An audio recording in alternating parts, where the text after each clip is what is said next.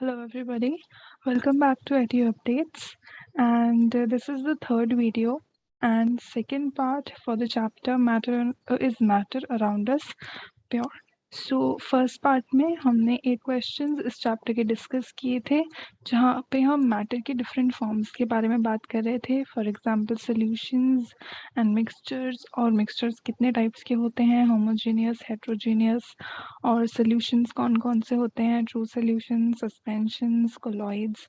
Okay, इस तरह की चीज़ों के बारे में हम डिस्कस कर रहे थे और आगे भी डिस्कस करेंगे। So let's start with our next question, that is, what is the concentration of a solution in mass percentage having 40 grams salt dissolved in 320 grams of water?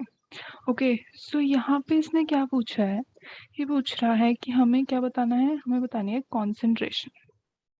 Okay, concentration बतानी है of a solution, ठीक है, जिस और किस में बतानी है, मास परसेंटेज में।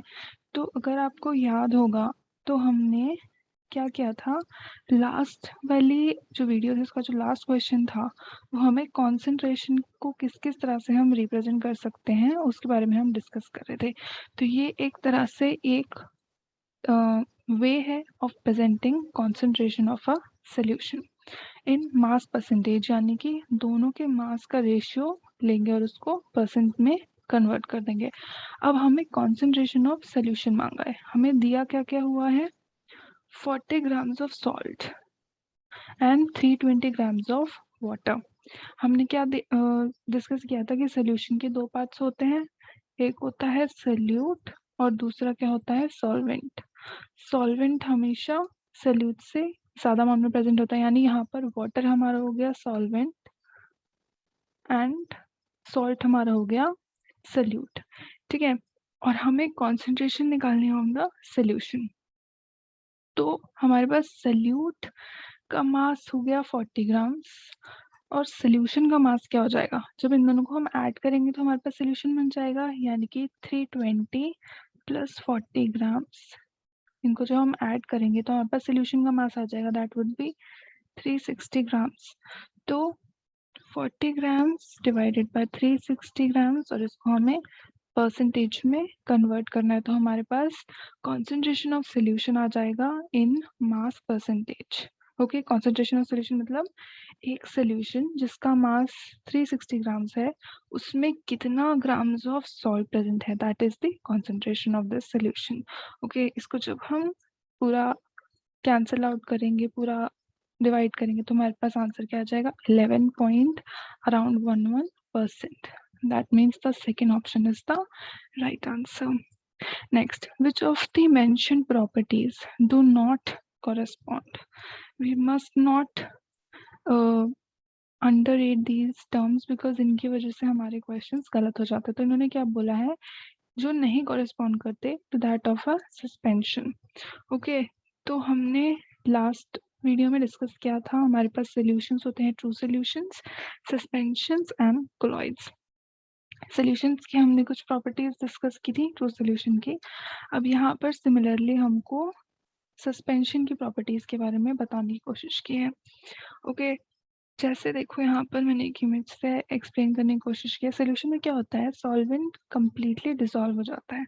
सस्पेंशन में क्या होता है, जो सॉल्वेंट होता है वो एक डिस्पर्स्ड फेज में रहता है। Okay, sorry not dispersed, it's in suspended form. Okay, suspended, वो डिसॉल्व नहीं होता, वो बस फ्लोट करता रहता है, ठीक है। जो सल्यूट पार्टिकल्स होते हैं वो फ्लोट करते रहते हैं इन सॉल्वेंट, और जब हम उनको अनडिस्टर्ब छोड़ देते हैं कुछ टाइम के लिए तो क्या होता है, वो नीचे एक्यूमुलेट भी हो जाते हैं। ओके, तो ऐसे सॉल्यूशंस जिसमें सल्यूट सस्पेंडेड फॉर्म में फ्लोट करते रहते हैं इन सॉल्वेंट, जब तक हम उन्हें डिस्टर्ब करते रहें, और जैसे ही हम उन्हें कुछ टाइम के लिए अनडिस्टर्ब छोड़ देंगे तो वो क्या हो जाएंगे, एक्यूमुलेट होना शुरू हो जाएंगे, कोगुलेशन कर देंगे, और इसको कहते हैं हम सस्पेंशन। ओके, तो सस्पेंशन की कौन सी प्रॉपर्टीज नहीं है, इसमें से solid particles are dispersed in liquid solvent. Okay, this is absolutely right. यहाँ पर क्या होता है, सॉलिड पार्टिकल्स होते हैं सल्यूट के और वो लिक्विड सॉल्वेंट पार्टिकल्स में डिस्पर्स्ड रहते हैं, सस्पेंडेड रहते हैं। Next is a heterogeneous mixture होता है ये। ओके बिल्कुल ये हेट्रोजेनस मिक्सचर होता है, सॉरी बिल्कुल ये हेट्रोजेनस मिक्सचर होता है, क्योंकि हमें नहीं पता क्या हम कह सकते हैं कि इतने पार्ट में भी उतने ही पार्टिकल्स होंगे जितने इस पार्ट में होंगे? नहीं, हम ऐसा नहीं कह सकते। तो यहाँ पर क्या है, नॉन यूनिफॉर्म कॉम्पोजिशन है। Okay, non uniform composition. तो जो हमारी कॉम्पोजिशन नॉन यूनिफॉर्म होती है तो उसको हम क्या बोलते हैं, heterogeneous mixture. Suspension always scatters beam of light. Scattering of beam of light हमने क्या बताया था, क्या होता है, it is the Tyndall effect. ठीक है, टिंडल इफेक्ट कब होता है, जब लाइट को हम एक सोल्यूशन से पास करते हैं और वो light interacts with the solute particles. तो यहाँ पे इसने क्या बोला कि सस्पेंशन हमेशा हमेशा स्कैटर करेगा बीम ऑफ लाइट को, यानी कि हमेशा टिंडल इफेक्ट शो करेगा। कैसा होता है इसके बारे में हम भी देखते हैं। लास्ट पॉइंट क्या है, particle size is greater than 1000 nanometre. True solution में इससे कम होता है साइज, 1000 सॉरी, इससे कम होता है, और सस्पेंशन में इससे ज्यादा होता है। ठीक है, जो सोल्यूशन में सबसे छोटे सोल्यूट के साइज होते हैं 1 नैनोमीटर से भी कम, लेस देन 1 नैनोमीटर, इससे भी कम साइज होता है ट्रू सोल्यूशंस में। ठीक है, तो ये सब चीजें बिल्कुल सही है, यानी कि यही वाला पार्ट है जो रॉन्ग है, यही कोरेस्पॉन्ड नहीं कर रहा है। क्यों होता है ऐसा, क्योंकि क्या होता है, अभी हमने क्या बोला था कि जब हमारे पार्टिकल्स जो हैं उनको जब तक हम डिस्टर्ब रखेंगे सस्पेंशन में तो सोल्यूट पार्टिकल्स सस्पेंडेड फॉर्म में रहेंगे, लेकिन जब उन्हें हम अनडिस्टर्ब छोड़ देते हैं तो क्या होता है, वो सेटल होना स्टार्ट हो जाते हैं।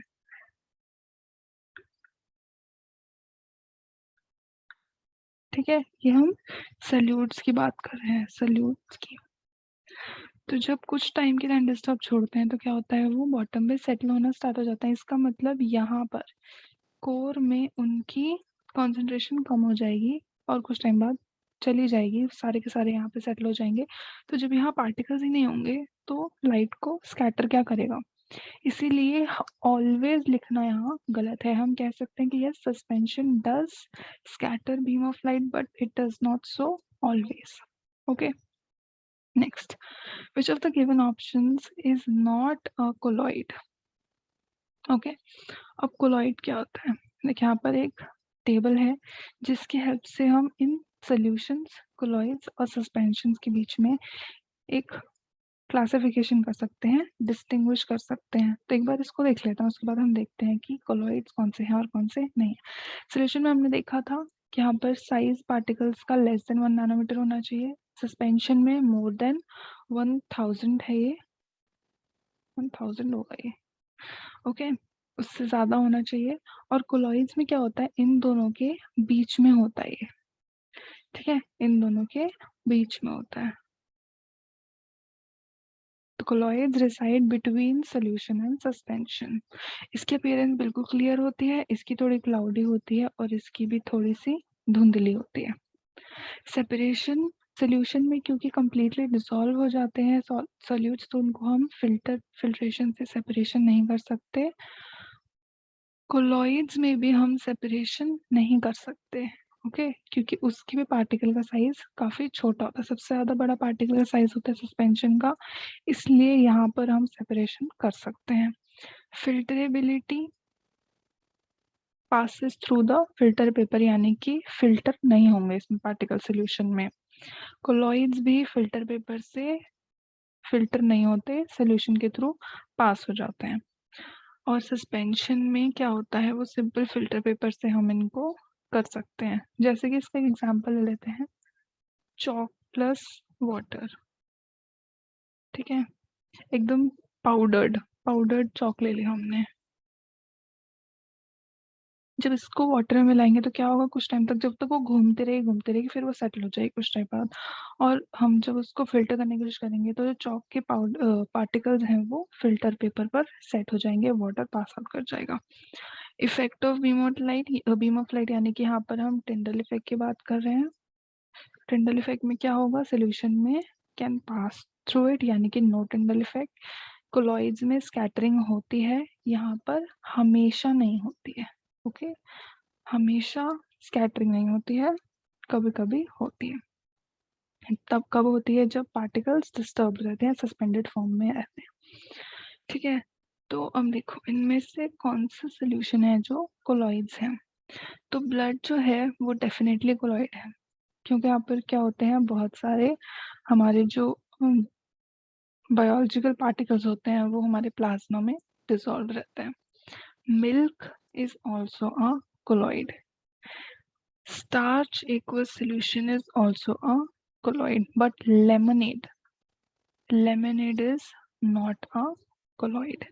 ठीक है, lemonade is a true solution, you can say. ठीक है, तो यहाँ पर कौन सा है जो colloid नहीं है, वो है lemonade. How to obtain colored components from ink.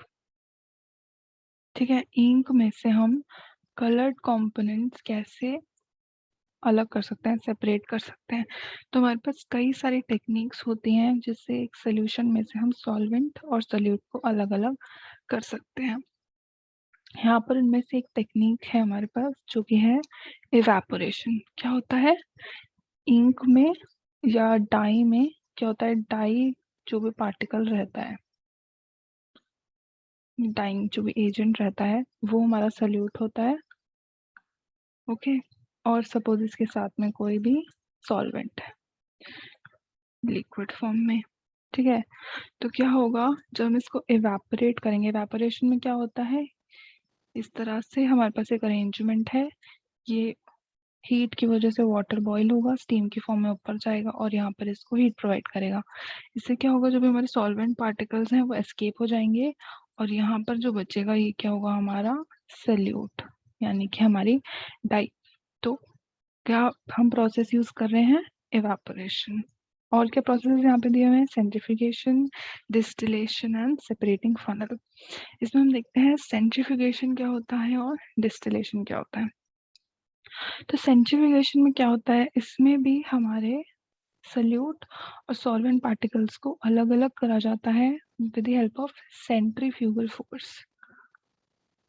Okay, इसमें हमारा प्रिंसिपल क्या होता है, सेंट्रीफ्यूगल फोर्स को हम एम्प्लॉय करते हैं। सेंट्रीफ्यूगल फोर्स पता है क्या होती है, जब भी कोई भी एक ऑब्जेक्ट सर्कुलर मोशन में घूम रहा होता है तो आउटवर्ड डायरेक्शन में जो जो हमारा मास है वो आउटवर्ड डायरेक्शन में जो फोर्स फील करता है उसको कहते हैं सेंट्रीफ्यूगल फोर्स। तो इस तरह यहाँ पर एक बैलेंस अपैरेटस होता है हमारे पास, उसमें हमें यहाँ पर सेंट्रीफ्यूगल फोर्स में दोनों साइड बैलेंस रखना होता है, जितना मास यहाँ होगा उतना ही मास हमारे पास दूसरी साइड होना चाहिए और ये तेजी से घूमता है।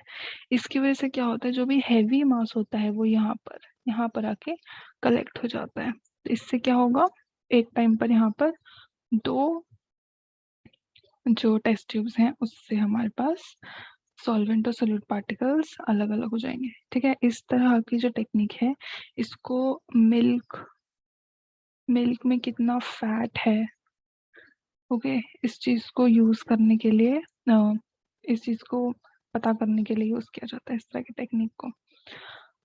ओके, और this is the centrifugation method, this is distillation. Distillation use होती है जब हमारे पास कोई भी टू मिसिबल मतलब ऐसे दो लिक्विड्स जिन्हें हम जो आपस में मिक्स होकर एक सोल्यूशन बनाते हैं। ओके, टू मिसिबल लिक्विड्स से मिलके जो सोल्यूशन बनता है उसके दोनों कंपोनेंट्स को अलग अलग करने के लिए हम डिस्टिलेशन मेथड यूज करते हैं। अब ये मिसिबल लिक्विड्स कैसे होने चाहिए कि इनका आपस में बॉइलिंग पॉइंट का डिफरेंस 25 डिग्री से ज्यादा होना चाहिए, इसको हम आगे भी देखेंगे। ठीक है, यहाँ पर क्या होता है, suppose this is the solution और इसमें दो मिसेबल लिक्विड्स हैं, लिक्विड 1 एंड लिक्विड 2। क्या होगा, इन दोनों के बीच में बॉइलिंग पॉइंट डिफरेंस है और यहाँ से हम इनको हीट प्रोवाइड करते हैं। तो जिसका भी बॉइलिंग पॉइंट लो होगा, बॉइलिंग पॉइंट जिसका भी लो होगा, वो पहले क्या करेगा, यहाँ से एस्केप कर जाएगा।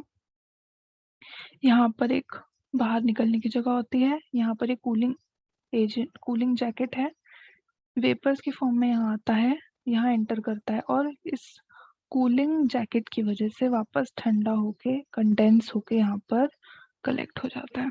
तो यहाँ पर क्या आएगा, लिक्विड 1 हमारा यहाँ पर पूरा कंप्लीट आ जाता है और यहाँ पर लिक्विड 2 रह जाता है। ठीक है, तो यहाँ पर हम कांस्टेंट हीटिंग देते हैं एक टेम्परेचर पे और उसकी वजह से जो भी लो बॉइलिंग सब्सटेंस है वो हमारे यहाँ से एस्केप करके यहाँ पर अलग हो जाता है। तो यहाँ पर हमने दो मिसिबल लिक्विड्स को अलग अलग कर दिया। This is known as distillation. Okay, अब यहाँ पर हमें सेपरेटिंग फनल भी दिख जाएगा। What is the principle of separating funnel? ये एक सेपरेटिंग फनल है। इसमें क्या होता है, अच्छा इनके ऑप्शन देख लेते हैं पहले। Difference in boiling points of immiscible liquids. जब इमिसिबल लिक्विड्स हैं तो उसमें बॉइलिंग पॉइंट्स हम क्यों देखेंगे? Okay, difference in densities of immiscible liquids. Okay, this is the answer. यहाँ पे हमने देख ही लिया difference in boiling points of liquids. ये किसका प्रिंसिपल होता है डिस्टिलेशन का, जो अभी हमने देखा था। Okay, difference in densities of miscible liquid. ये तो गलत है क्योंकि जब मिसिबल है तो डेंसिटीज डिफरेंस कोई मैटर नहीं करता। ओके, यहाँ पर क्या करते हैं हम, कोई भी अगर हमारे पास दो इमिसिबल लिक्विड्स हैं, ठीक है, जिनकी डेंसिटीज अलग अलग हैं, वो एक सोल्यूशन की फॉर्म में बना रखा है, हम तो क्या करेंगे, दो लेयर्स बनाएंगे। तो हम उनको इसमें डालते हैं सोल्यूशन को, इस अपैरेटस में, इसको बोलते हैं सेपरेटिंग फनल। इस अच्छे से मिक्स करते हैं और एक क्लैंप पर है इसलिए लगाया है, लगा के छोड़ दिया जिससे कि इसको डिस्टर्ब ना हो। यहाँ क्या होगा, दो लेयर्स बन जाएंगी, ये लो डेंसिटी का और ये हाई डेंसिटी। जिसकी भी डेंसिटी ज्यादा होगी वो नीचे, जिसकी भी डेंसिटी कम होगी वो ऊपर। और यहाँ पर हमारे पास एक ये रहता है स्क्रू, इसको हम ओपन करते हैं और यहाँ से जो भी पहला लिक्विड है वो निकल जाएगा। जब निकल जाएगा तो उसको बंद कर देंगे और फिर दूसरे वेसल में दूसरा लिक्विड कलेक्ट कर लेंगे। इस तरह से हमारे दोनों लिक्विड्स सेपरेट हो जाते हैं। Okay, so the principle of separating funnel is the difference in the densities of immiscible liquids. Immiscible liquids मतलब ऐसे दो लिक्विड्स जो आपस में डिसॉल्व नहीं होते हैं। Next, when is it most appropriate to use fractional distillation for separation? हमने डिस्टिलेशन पढ़ी थी अभी। ओके, डिस्टिलेशन क्या है, दो मिसिबल लिक्विड्स को उनके बॉइलिंग पॉइंट के डिफरेंस के बेसिस पर अलग अलग कर देना। ठीक है, तो यहाँ पर हम ऑप्शंस को बाय एलिमिनेशन हटा सकते हैं। सबसे पहले तो यहाँ पर आपको इमिसिबल लिक्विड्स दिख रहे हैं, ये तो गलत ही होगा क्योंकि हमें पता है मिसिबल लिक्विड्स होता है। बाकी तो ऑप्शंस क्या बता रहे हैं, when there is more than 25 degree difference in boiling point of miscible liquid, या फिर when there is less than 25 degree difference in boiling point of miscible liquids. Okay, जब भी ज्यादा डिफरेंस होता है तो इनको सेपरेट करना आसान होता है, इसलिए हम सिंपल डिस्टिलेशन यूज करते हैं। ओके, जब भी डिफरेंस कम होगा 25 डिग्री से तो हमें थोड़ा और कॉम्प्लेक्स मेथड यूज करना पड़ता है जिसको कहते हैं फ्रैक्शनल डिस्टिलेशन। ठीक है, तो इसलिए फ्रैक्शनल डिस्टिलेशन कब यूज होगा, जब दो मिसिबल लिक्विड्स के बॉइलिंग पॉइंट में 25 डिग्री से कम डिफरेंस होगा। जैसे कि इसका एक एप्लीकेशन है कि एयर के कंपोनेंट्स होते हैं। ठीक है, एयर के कंपोनेंट्स को अलग अलग करने के लिए फ्रैक्शनल डिस्टिलेशन यूज करते हैं। Next question, during an experiment crystals of alum यानी कि फिटकरी were prepared, which technique should be used to separate the impurities from alum?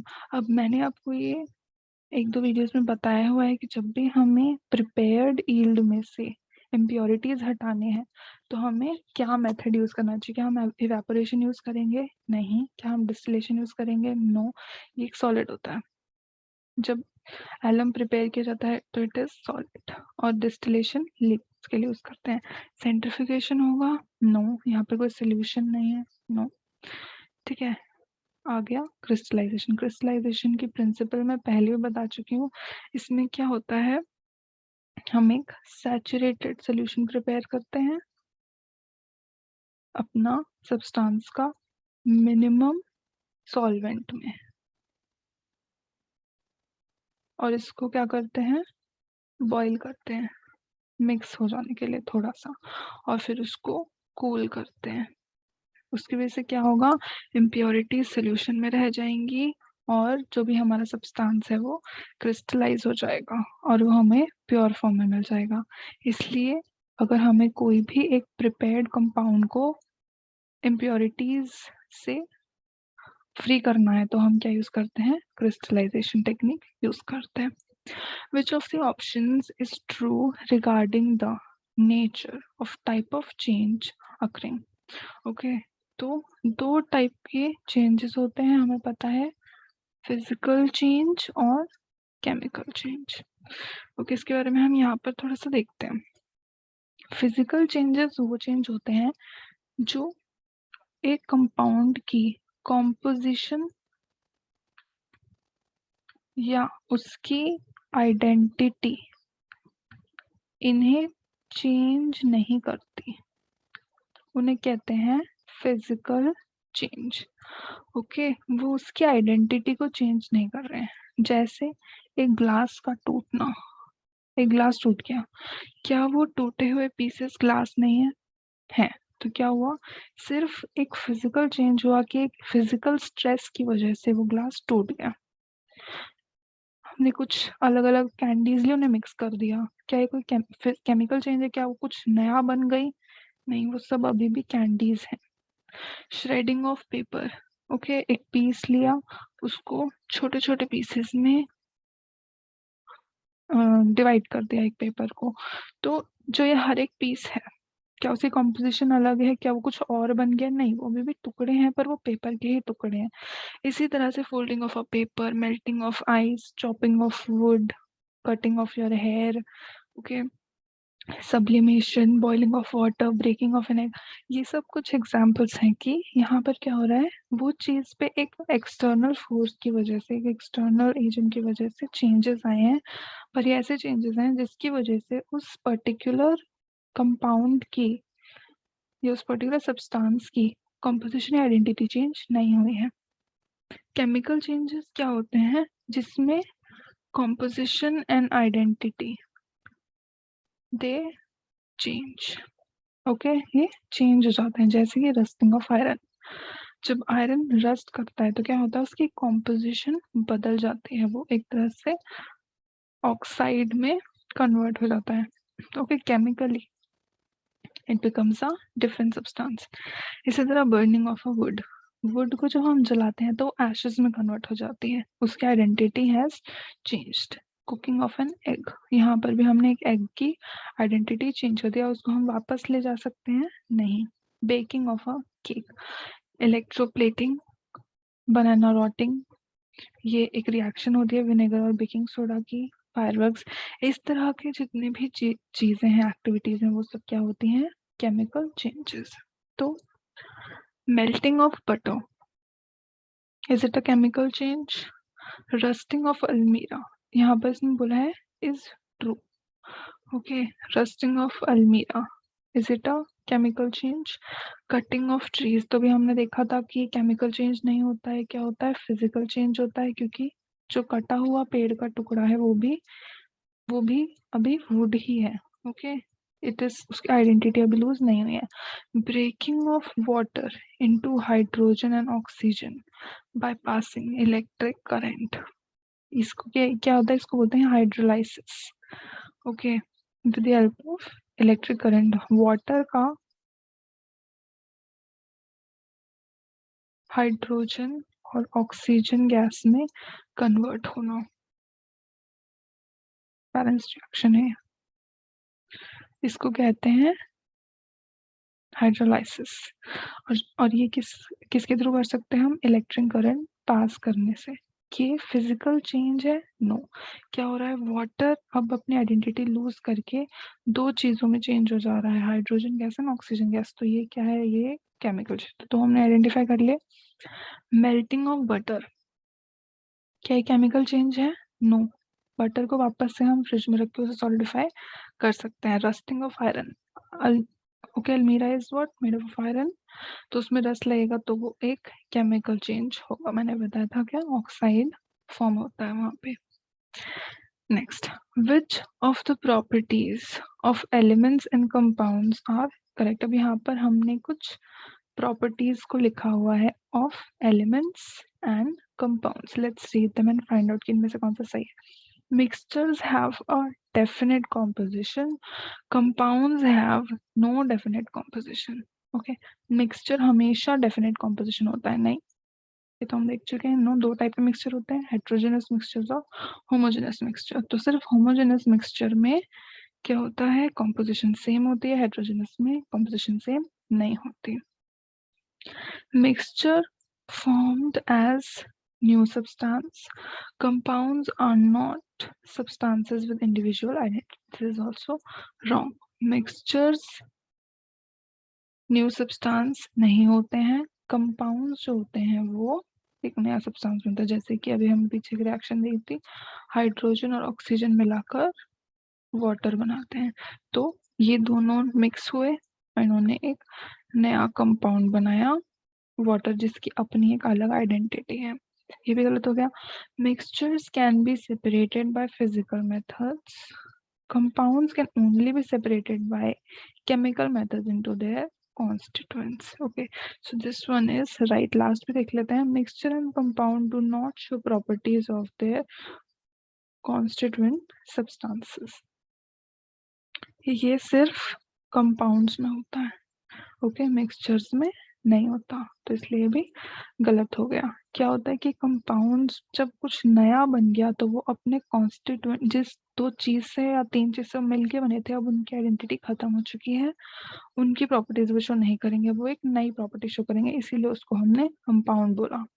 Okay, तो थर्ड वाला ऑप्शन सही है कि मिक्सचर्स को हम फिजिकल मेथड से क्या कर सकते हैं? अलग अलग कर सकते हैं। जैसे कि हमने पीछे देखे, सेंट्रीफ्यूगेशन, डिस्टिलेशन, ये सब क्या है? फिजिकल मेथड्स है, कोई केमिकल मेथड्स नहीं है। तो यहाँ पर हमने सॉल्यूशंस क्या है? They are mixture of solute and solvent. तो उन दोनों को अलग अलग किया था। तो mixtures can be separated by physical methods, लेकिन कंपाउंड्स का ऐसा नहीं है। मैं इस वाटर को डिस्टिलेशन या इवेपोरेशन या सेंट्रीफ्यूगेशन, ओके, इस तरह किसी भी मेथड से वापस हाइड्रोजन और ऑक्सीजन में नहीं तोड़ सकती। इसलिए कंपाउंड्स को हम केमिकल मेथड से ही सिर्फ उनके कॉन्स्टिट्यूएंट पार्टिकल्स में वापस से चेंज कर सकते हैं। ओके, अब यहाँ पर क्या है? एक छोटा सा डायग्राम है जिससे कि थोड़ा सा आइडिया मिल जाएगा कि मिक्सचर्स, कंपाउंड्स, एलिमेंट्स, इनमें क्या डिफरेंस है। ओके, ये क्या है? ये दोनों मिक्सचर्स हैं कि दो चीजें आपस में मिलकर कुछ बना रही है, लेकिन दोनों की आइडेंटिटी अभी भी है। अब दोनों मिक्सचर्स कौन कौन से टाइप के होते हैं? होमोजीनियस, जहाँ पर कॉम्पोजिशन यूनिफॉर्म होती है। ओके, जैसे यहाँ पर दिख रहा है, हर दो रेड की सर्कल के बाद एक ग्रीन सर्कल है, दो रेड सर्कल और एक ग्रीन। तो इसका रेशियो क्या है? फिक्स्ड है, 2:1 में। ठीक है, यहाँ पर ऐसा कुछ नहीं है, यहाँ पर दिस इज नॉट यूनिफॉर्म, तो इसलिए इसको बोलते हैं हेट्रोजेनस। ये क्या है? मिक्सचर्स ऑफ प्योर सब्सटेंसेस, यानी कि ऐसे सब्सटेंसेस जो कि कंप्लीटली आइसोलेटेड हैं। ठीक है, elements, carbon, nitrogen, oxygen, hydrogen, ये सब एलिमेंट्स हैं, इन सब की अपनी अलग आइडेंटिटी है।